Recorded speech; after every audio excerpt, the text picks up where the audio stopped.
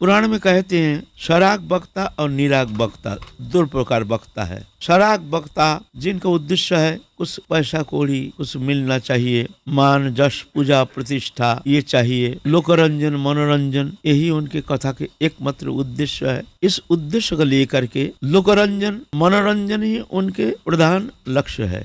तो ऐसे जो वक्ता है तत्कथा हृदय संस्पृशित, ऐसे वक्ता के जो शब्द है वो कथा जाकर के हृदय में परिवर्तन लाना माया मुग्ध संसारी जीवों के लिए विशेष मंगलप्रद होता नहीं है।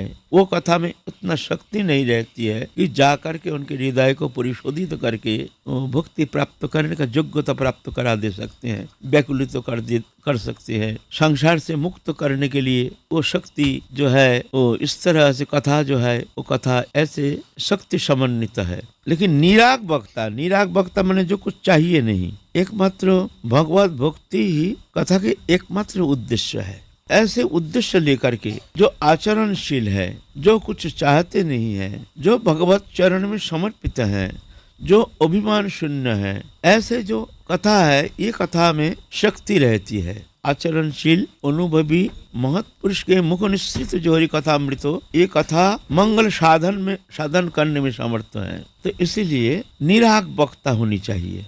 ऐसा वक्ता ना होने का कारण कथा तो सुनते हैं लेकिन विशेष कुछ मंगल होता नहीं है, भीतर में कुछ परिवर्तन दिखने में आता नहीं है।